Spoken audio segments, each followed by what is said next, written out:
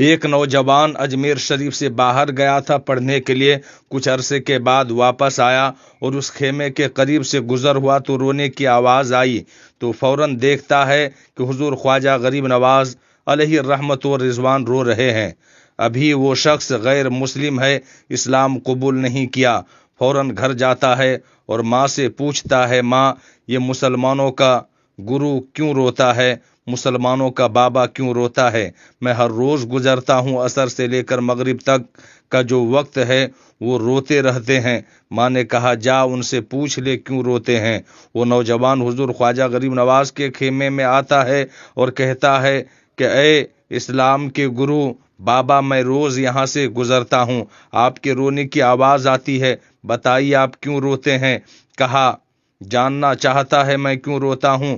میں نے ایک مدت پیر و مرشد کے ساتھ گزاری ہے، مرشد کی خدمت میں گزاری ہے، مرشد کی یاد میں روتا رہتا ہوں۔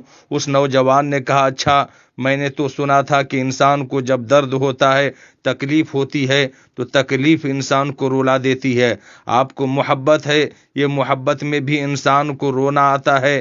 کہا، ہاں نوجوان، انسان محبت میں بھی روتا ہے۔ کہا، تو پھر مجھے بھی رونا ہے، میں بھی رونا چاہتا ہوں، مجھے بھی رونا سکھا دیجئے۔ کہا، تو رونا چاہتا ہے؟ کہا، روز رونا چاہتا ہوں۔ کہا، ٹھیک ہے، دو شرطیں ہیں، ایک تو مسلمان ہو جا، دوسری میرا مرید ہو جا۔ کہا، ماں سے پوچھ کر آتا ہوں۔ ماں کے پاس گیا اجازت لینے کے لیے۔ ماں نے کہا، تو ضدی ہے، جو ارادہ تو کرنا چاہتا ہے وہ تو کر لیتا ہے، جا جو کرنا چاہتا ہے کر لے۔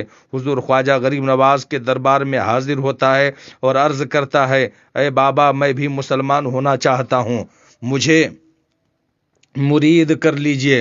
حضور خواجہ غریب نواز نے مرید کر لیا اور کلمہ طیبہ لا الہ الا اللہ محمد الرسول اللہ صلی اللہ تعالی علیہ وسلم پڑھا کر کے اسلام میں داخل کیا اور اپنا مرید کر لیا۔ حضور خواجہ غریب نواز کا مرید ہو گیا۔ حضور خواجہ غریب نواز نے کہا، اب سارا وقت تیرا میرے ساتھ گزرے گا، ناشتے کے وقت خواجہ غریب نواز کے ساتھ، سحری کے وقت خواجہ غریب نواز کے ساتھ، افطاری کے وقت خواجہ غریب نواز کے ساتھ۔ پورا دن اسے خواجہ غریب نواز کی کچھ ایسی عادت پڑی کہ وہ حضور خواجہ غریب نواز کا دیوانہ ہو گیا، حضور خواجہ غریب نواز کا عاشق ہو گیا۔ کچھ عرصہ ہوا، حضور خواجہ غریب نواز نے فرمایا، اب تیری 3 دن کی چھٹیاں ہیں، 3 دن کے لیے چلا جا۔ اس نوجوان نے کہا، ٹھیک ہے۔ حضور خواجہ غریب نواز نے کہا، 3 دن تک اب تو ہم سے ملاقات نہیں کر سکتا ہے، تجھے ہم سے ملنے کی اجازت نہیں ہے۔ کہا، ٹھیک ہے۔ وہ نوجوان چلا جاتا ہے۔ جب وہ گھر جاتا ہے تو پہلے دن یہ وہ نوجوان ہے جو پہلے 3 روٹیاں کھایا کرتا تھا، آج ایک لقمہ بھی نہیں کھا پاتا ہے، اسے کچھ ہو گیا ہے۔ وہ رو رہا تھا، دن گزرتا گیا، رات کا وقت آیا، آنکھ نہیں لگی، سو نہ پایا، مکان کی چھت پر چلا گیا۔ ماں نے دیکھا، بیٹا چھت پر کیوں گیا ہے؟ ماں چھت پر جاتی ہے، بیٹے کیا ہوا؟ پتہ نہیں ماں، میں تو جلدی سو جایا کرتا تھا، آج نیند بھی نہیں آ رہی ہے، آج کھانا بھی نہیں کھایا جا رہا تھا۔ ماں، جا تو چلی جا۔ ماں، بیٹا روتے ہوئے کہتا ہے، ماں چلی جاتی ہے۔ جب سحری کا وقت ہوتا ہے، اس کی آنکھوں سے اشکوں کی برسات جاری ہوتی ہے، وہ رو رہا ہوتا ہے۔ ماں آ کر پوچھتی ہے، کیا ہوا بیٹا؟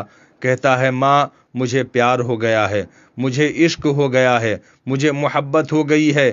جا حضور خواجہ غریب نواز کے پاس جا اور جا کر کے کہنا کہ اب جدائی برداشت نہیں ہوتی، اب مرشد کی جدائی برداشت نہیں ہوتی۔ ماں فوراً خواجہ غریب نواز کے دربار میں حاضر ہوتی ہے اور کہتی ہے، میں نہیں جانتی مسلمانوں کے بابا، تو نے میرے بیٹے کو کیا دے دیا ہے، تمہارا تعلق نہیں سمجھ پائی، لیکن وہ رو رہا ہے، کہتا ہے واپس بلا لو۔ حضور خواجہ غریب نواز نے کہا، نہیں، ابھی وقت نہیں ہوا ہے، جیسے کہہ رہا ہوں ویسے ہی کرو، ابھی تو ابتدائی عشق ہے، روتا ہے کیا، آگے آگے دیکھیے ہوتا ہے کیا۔ تیری تمنا تھی، تیری خواہش تھی کہ محبت میں رونے کی عادت ہو جائے، ابھی تو ابتدا ہے۔ ماں کو واپس بھیج دیا گیا، واپس چلی جا، اس سے کہہ ابھی اجازت نہیں ہے۔ ماں گھر جا کر بیٹے کو بتاتی ہے کہ بیٹا، وہ تو اجازت نہیں دے رہے ہیں۔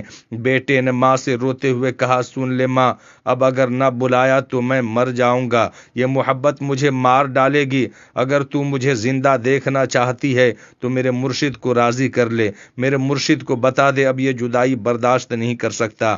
ماں فوراً حضور خواجہ غریب نواز کے دربار میں حاضر ہوئی اور خواجہ غریب نواز سے عرض کیا کہ ایک ماں کی تمنا ہے، اسے بلا لو، وہ مر جائے گا۔ حضور خواجہ غریب نواز نے کہا ٹھیک ہے، ایک ماں کی تمنا ہے، تیری بات مانتا ہوں، جا اسے بلا لے۔ وہ فوراً بھاگتا ہوا حضور خواجہ غریب نواز کے دربار میں حاضر ہوتا ہے۔ اس وقت خواجہ غریب نواز اپنے مریدوں کو درس دے رہے ہیں۔ وہ خواجہ غریب نواز کے دروازے پر کھڑا ہو جاتا ہے۔ وہ خواجہ غریب نواز کو دیکھتا ہے، خواجہ غریب نواز اس کو دیکھتے ہیں۔ حضور خواجہ غریب نواز نے اس کی آنکھوں سے آنکھیں ملائی اور کہا اب پتہ چلا محبت میں رونا کیسے آتا ہے۔ اس نے کہا اے خواجہ غریب نواز کرم فرمائیے۔ فوراً غریب نواز کے قدموں سے لپٹ گیا۔ مرید یہ سارا ماجرا دیکھ رہے ہیں، یہ مرید رو رہا ہے، بلکہ یہ مرید ہی نہیں، وہاں جتنے بھی مرید تھے سب رو رہے تھے اس پیار کے رشتے کو دیکھ کر۔ اور پھر خواجہ غریب نواز نے پوچھا آج رات تو نے کھانا کھایا تھا؟ کہا نہیں کھایا تھا۔ حضور خواجہ غریب نواز نے کہا میں نے بھی نہیں کھایا تھا۔